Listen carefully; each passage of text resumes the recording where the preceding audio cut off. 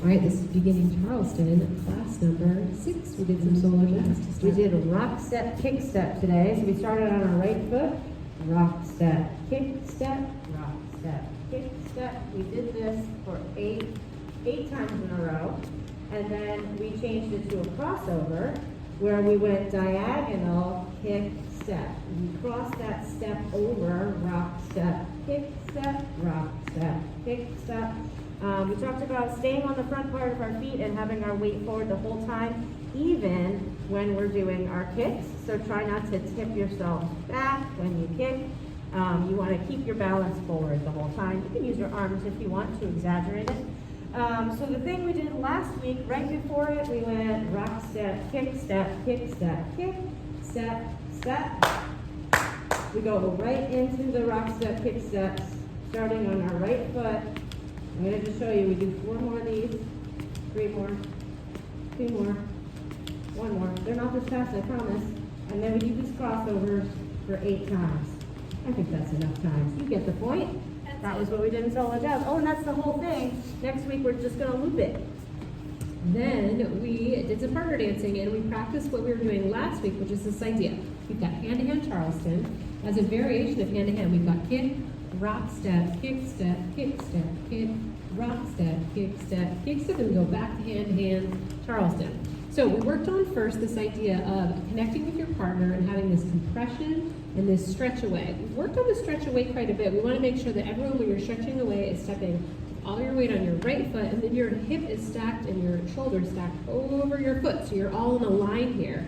If you get disconnected in your body, that's often why follows are not picking up on the lead, or leads aren't actually leading anything if you're disconnected there. So we practice compress and stretch, compress and stretch, making sure we're really understanding that stretch point there.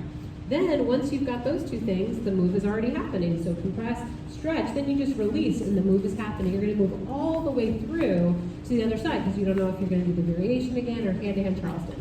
But we asked you not to stop, keep that momentum going until you're caught and something changes. One of the things that came up a bunch of times was for both follows and leads to make sure that you are maintaining your frame so that when you're compressing either here on hand-to-hand or for that kick around, that you are not letting your arm go behind you, that you're engaging these muscles here and your back muscles so that it stops you, then you're stopping that hand from going any farther back behind you. And a rule of thumb is if you can just see your arm by your side, it should be here or here, but don't let it go back here where you can't see it anymore. That's So the same rule applies to the kick around, where right here, as we do that kick, that we're both compressing in, I'm not letting Jillian bring my arm way back there, I'm stopping it right there, and that's how we get that compression. If either one of the people does not do that engagement in their shoulders and backs, then that compression will not happen. Yeah, you need kind of that equal and opposite feeling for the compression. So we talked about that, and then of course you can go, after you do this variation, you can just go right back to hand-to-hand Charleston just by having a wide open hand, compressing, and then bouncing to the other side.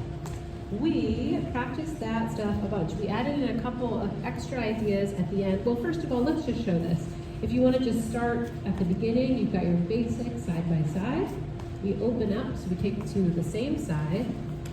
Then leads do the shift on their left foot to get to hand-hand Charleston. From here, we can do that variation. We can go back to hand-hand Charleston.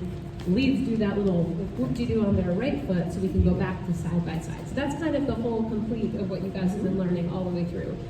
We gave 2 sort of options if you want an extra little challenge. One was stalling here, so kick, rock step, kick, rock step, stalling as long as you want, and then you release and you do the kick around. That could be kind of fun and playful with the music sometimes. You might have a song that you want to stall, there's a little break or something in there.